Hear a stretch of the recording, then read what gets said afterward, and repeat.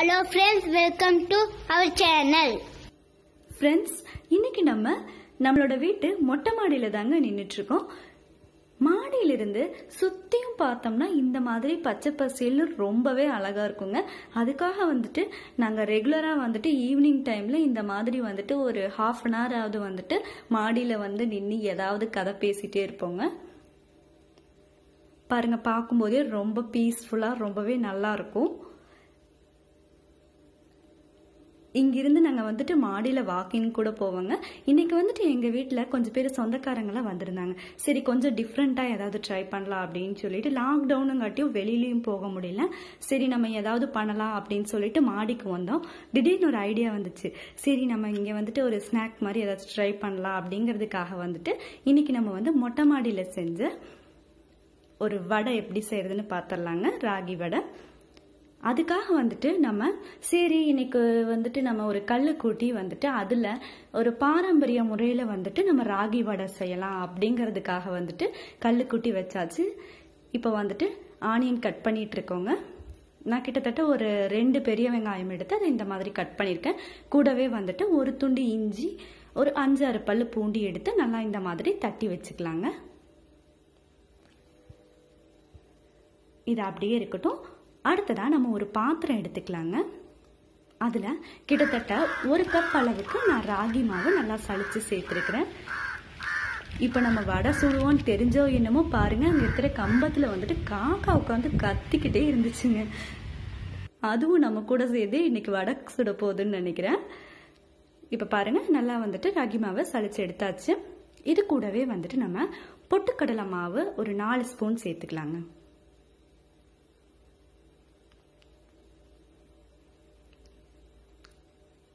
அடுத்ததா இதுல நம்ம ஒரு 3-4 ஸ்பூன் அளவுக்கு பொட்டு கடலையும் சேர்த்துக்கலாங்க. கூடவே நம்ம கட் பண்ணி வச்சிருக்கிற வெங்காயம் உள்ள சேர்த்தாச்சு.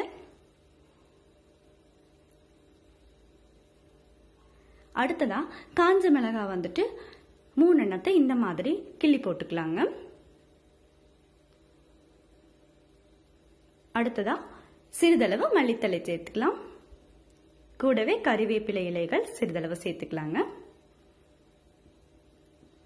மாடியில உட்கார்ந்து இந்த மாதிரி நம்ம ரெசிபி செய்யறது ரொம்பவே சூப்பரா இருந்துச்சுங்க. நம்ம இடிச்சு வச்சிருக்கிற இஞ்சி பூண்டு விழுது சேர்த்துக்கலாங்க. அடுத்ததா நம்ம தேவையான அளவு உப்பு சேர்த்தாச்சு. இது கூடவே மிளகாய் தூள் கொஞ்சமா சேர்த்துக்கலாங்க. நான் இன்னைக்கு கிட்டத்தட்ட 1 ஸ்பூன் அளவுக்கு மிளகாய் தூள் சேர்த்திருக்கேன். இப்ப இது எல்லாத்தையுமே நல்லா கலந்து விட்டுறாங்க. சுத்திலும் மரம் இருக்கங்காட்டியும் ரொம்பவே காத்து இருந்துச்சுங்க.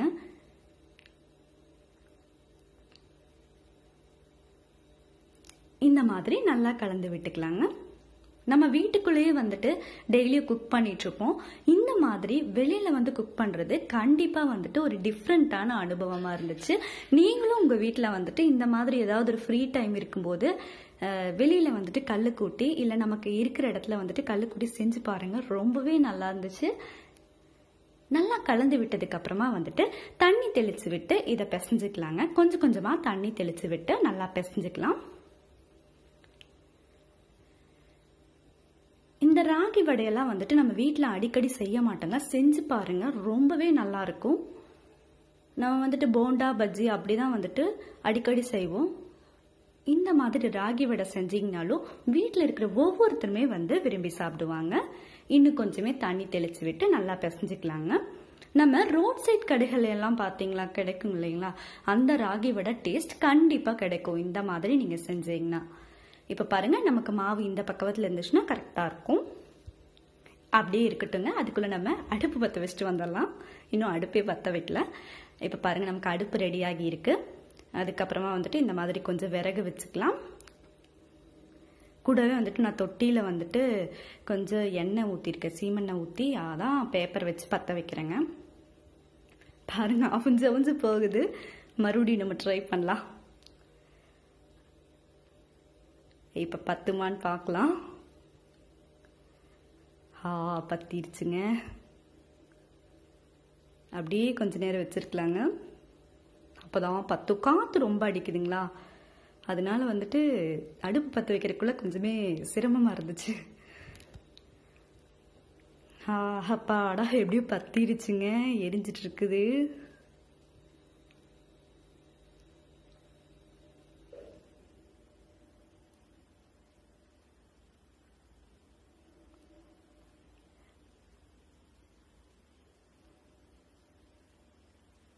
ஒரு கடாய் வந்துட்டு அடுப்பு மேலே வச்சாச்சுங்க. இப்போ வந்துட்டு நம்ம எண்ணெய் ஊற்றிக்கலாம். காற்று பயங்கரமாக இருக்குதுங்க.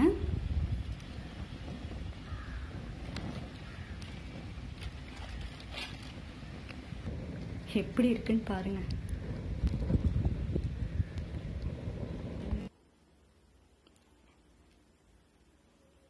நமக்கு மாவு ஆல்ரெடி தயாரா இருக்குதுங்க. அதுல இருந்து ஒரு சின்ன உருண்டை இந்த மாதிரி எடுத்துக்கோங்க. இந்த அளவு எடுத்தீங்கன்னா உங்களுக்கு கரெக்டா இருக்குங்க. நம்ம உள்ளங்கையில வச்சு லைட்டா அழுத்தினோம்னா போதும். அப்பப்ப வந்துட்டு தண்ணி தொட்டுக்கோங்க. தண்ணி தொட்டிட்டீங்கன்னா கையில வந்துட்டு சுத்தமா ஒட்டாது, நல்லா இருக்கும். ரொம்ப வந்துட்டு தடிமனாவும் இல்லாம ரொம்ப லேசாவும் இல்லாம இந்த அளவுக்கு தட்டி எடுத்தீங்கன்னா உங்களுக்கு கரெக்டா இருக்குங்க.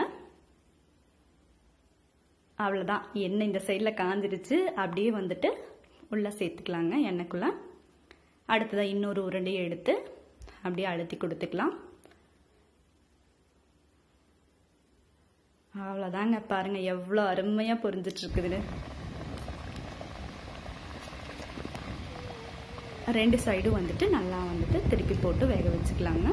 நம்ம ரோட் சைட் கடைகள் எல்லாம் கிடைக்கும் இல்லைங்களா, அந்த ராகி வடை அந்த டேஸ்ட்ல கண்டிப்பா இருக்குங்க நமக்கு. திருப்பு திருப்பு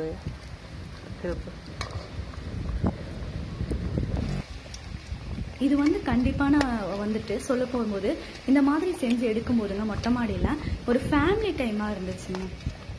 நம்ம வந்துட்டு நம்ம ஃபேமிலி கூட வந்துட்டு ரொம்ப டைம் ஸ்பெண்ட் பண்ற மாதிரி இருந்துச்சு. ரொம்பவே சிரிச்சுட்டு காமெடியா ரொம்ப சூப்பரா இருந்துச்சு. நல்ல ஒரு என்டர்டெயின்மெண்ட்னு சொல்லலாங்க. இப்போ அப்படியே வந்துட்டு சாயங்காலம் நேரங்காட்டியும் ரொம்பவே நல்லா இருந்துச்சு. வெயிலெல்லாம் இல்லை. வாவ், நம்மளோட ராகி வடையும் ரொம்ப சூப்பரா ரெடி ஆயிடுச்சு பாருங்க. இதை அப்படியே எடுத்து இன்னொரு பிளேட்டுக்கு மாத்திக்கலாங்க.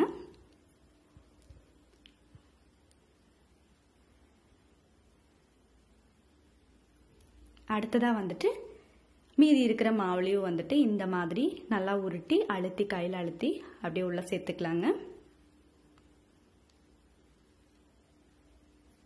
நம்ம வீட்டுக்குள்ளேயே வந்துட்டு உட்காந்து செஞ்சு சாப்பிட்றத விட இந்த மாதிரி வெளியில செஞ்சு சாப்பிட்றது ஒரு தனி அனுபவமா இருந்துச்சுங்க.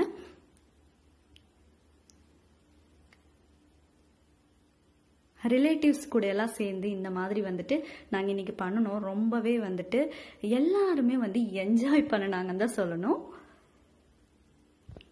நம்ம இந்த லாக்டவுன் சமயத்துலலாம் சில டைம்ல என்ன பண்ணதுன்னு தெரியாது. அப்படி இருக்கிற சமயத்துலலாம் வந்துட்டு நம்ம ஏதாவது ஒன்று டிஃப்ரெண்ட்டாக ட்ரை பண்ணுவோம்னு தோணும். அப்படி தோன்ற சமயத்தில் வந்துட்டு நம்ம இப்படி ட்ரை பண்ணோம்னா வந்துட்டு கண்டிப்பாக வந்துட்டு நம்ம எல்லாத்துக்குமே பிடிச்சமானதாக இருக்குங்க. ராகி வடைன்னு சொல்லும்போது எல்லாருமே விரும்பி சாப்பிடுவாங்க.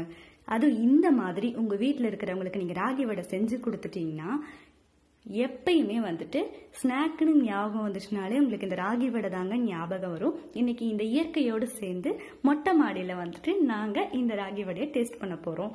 உங்க வீட்லயும் வந்துட்டு மறக்காம இதை ட்ரை பண்ணி பாருங்க. இந்த வீடியோ பிடிச்சிருந்தா லைக் பண்ணுங்க, ஷேர் பண்ணுங்க, கமெண்ட் பண்ணுங்க.